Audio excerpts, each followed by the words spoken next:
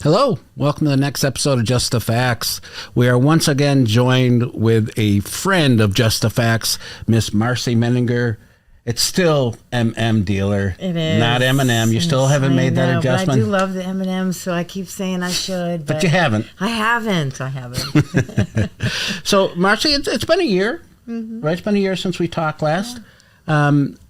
Social media-wise, everything, a lot going on, right? We happen to be at a convention recently together, and we did our panel.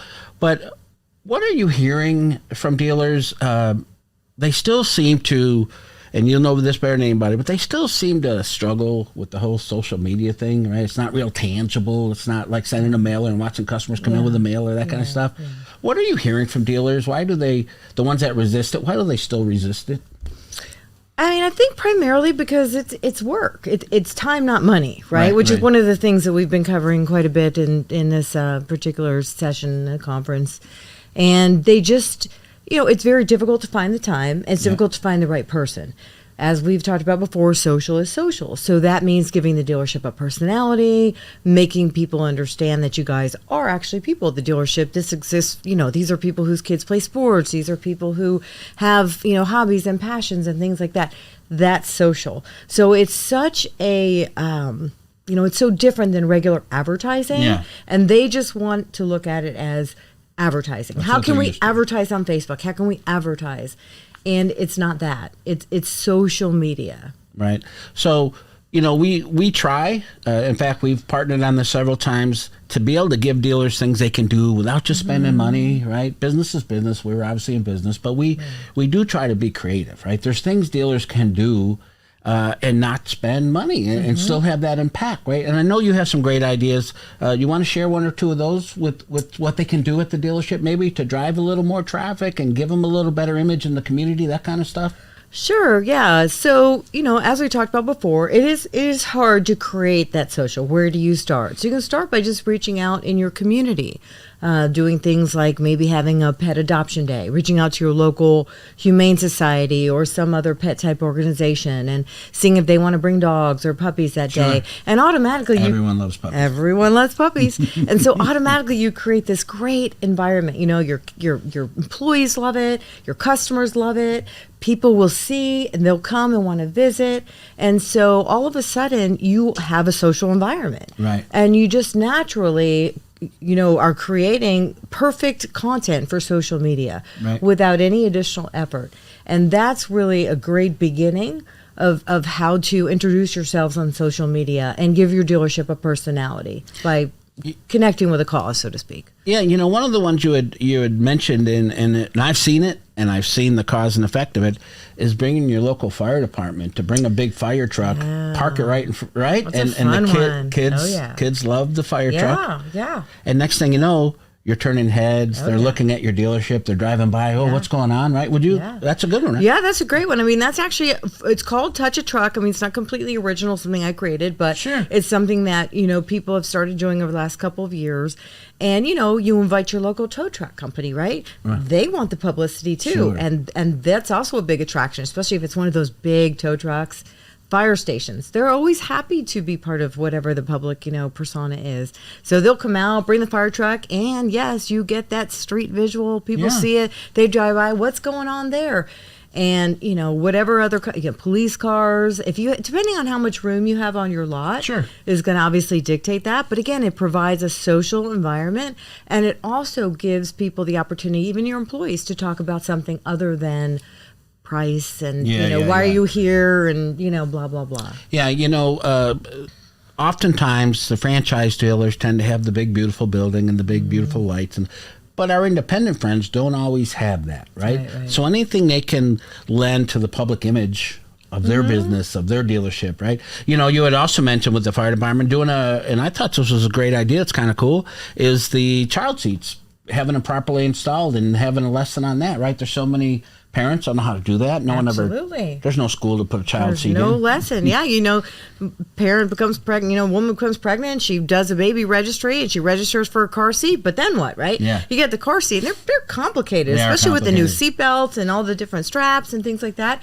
And it is very important. It's a big safety issue to put in a car seat in properly. Every vehicle is slightly different. So there's tons of child advocacy groups, child safety groups that are more than happy to come out and do that. So again, you have an opportunity to reach out to the public, to be social, to show your personality, and just to give back, and it costs you nothing. Right. Yeah. And that's the key, right? That's the key. Time, not money. You can throw money at things. That's never been a good plan, and now it's a terrible one, right? With the economy going all over the place and things. Yeah. We had taught. You and I talked a little bit about synergy. What the customer's looking for today, right? That proverbial Foursquare information's online now. What used to build rapport, build conversation, build a car deal at the dealership, that's done, right? They know the price. You're pretty much to market. They know their payment. They know there's 10 ways to know what their trade's worth. They can do a credit app out. They can do all that online. So when they get to the dealership, that conversation's different, right? And how the dealer communicates with them online. Now, Cox Automotive says over half your traffic's first port of contact's at the dealership, right? What is that looking like in your world? How can a dealer paint that image, right? They're calling it future costs. Customers come in today and say, know all that stuff. They're asking, where'd you get the car from? Who had it? Did you, was it taken care of? Right, There's ways to subliminally keep that in there instead of your job is your credit, or $459 a month, or $1,000 down, thousands above KBB, all that stuff. Yeah. That annoys customers at this point. Oh, yeah. So what would you tell a dealer? What kind of advice would you give a dealer, right? Yeah. So what we tend to forget, because we're in this business, right? Yeah. The salespeople have been selling usually for a while. The dealer's been in the business a long time, has seen hundreds and hundreds of cars. And what they forget is that this is usually the first, second, third, maybe fourth purchase ever in somebody's life of buying a car. Right. And this is typically the second largest purchase they'll ever buy. Behind a house. Right. And so this is huge for them. Like, they want to know as many details about the car. They want to make sure they're making the right decision. They want to feel good about it. Price is important, yes, but it's all those other subliminal factors. Am I buying from the right place? Am I buying the right car? Am I buying from the right person? Am I going to get a good experience? Is there going to be follow-up? All of those things that actually are forgotten, because dealers tend to want to just go to price. Right. Price. Trade, trade, price of the car, payments, blah, blah, blah. The conversation should start with who that person is, why they're buying the car, what they need the car for, and then answering the questions about the car. Why this car? Because Honda Accord is such a great car. It has, this XYZ, ratings. It's safe. It's good. And let me tell you about this car specifically, Bob. Right. This actual car, this has a clean Carfax record. This car has never been in an accident. It has, from the day this car was purchased by the original owner, they maintained it. They kept it up. The interior is spotlessly clean. Nobody ever smoked in it. Blah blah blah. Whatever it is. People get excited about those stories, and dealers, I think, forget to tell those stories because they are thinking of these cars as a commodity. Windows, locks, tail, cruiser. Yeah, and this is not, think about, we identify with our cars, right? We're proud of our cars. Whether it's somebody driving a Honda Accord or driving a Lamborghini, that person wants to identify with their car. It's an extension.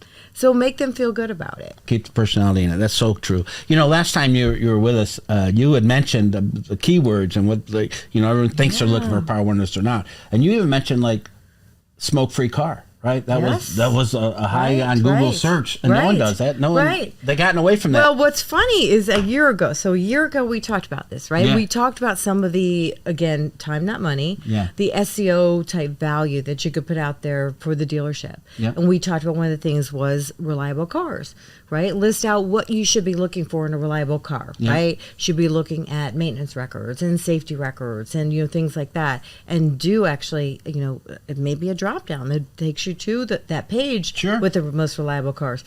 And in that last year, the stat now is 70% increase in the amount of people searching for reliable cars. Right. So last year we talked about it. So we're a year later and nobody's done that. Shame on them. Yeah. Right? Yeah, it's funny because if things change 5%, people get excited. Right. This changed 70. Exactly. 70%. And we offered this advice a year ago, right?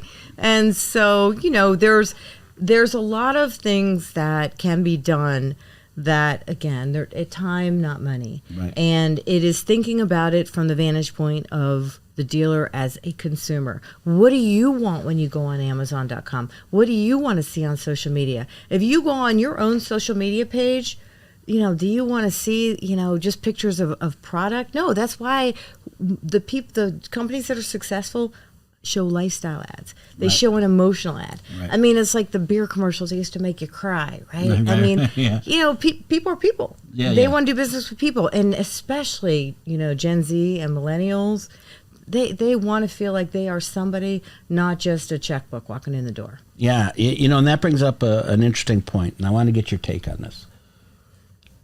So we have been educating dealers for the last 5 years, quite frankly. It was proven during COVID, at the height of COVID, when customers were told they couldn't go to the dealer, dealers weren't allowed to be open. Mm-hmm. Some places it was illegal to, all that stuff. They threw the fear at them of everything going wrong. They still prefer to go to the dealership. Yeah. I just read an article a week ago. Now, Gen Z, 86% of them said they still want to go to the dealership, right? It was early thought, oh, they hate the dealer. Yeah. They still want to go. Right. But it has to be a transition. Because online, they're safe. That's why they go there, right? You give them whatever they want. You don't give them a hard time. But that transition, taking them from online experience to showroom experience, I know you work on that a lot. Is there one or two tips you could give a dealer about transitioning that customer from online to showroom, talking to them and bringing them in and sharing the experience?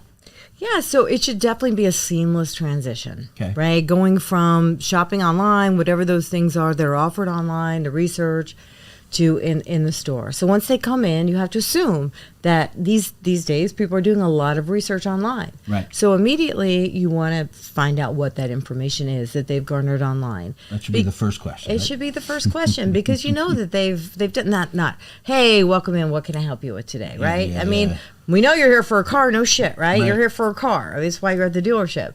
What kind of research have you done? And why are you buying a car today? Well, my teenage son. Okay. Well, you know what? That's awesome because we have like 4 cars that we just acquired that are amazing for teenagers. They've got the safety equipment, but that they have cool technology. We've reconditioned them with new tires. There's like 4 choices.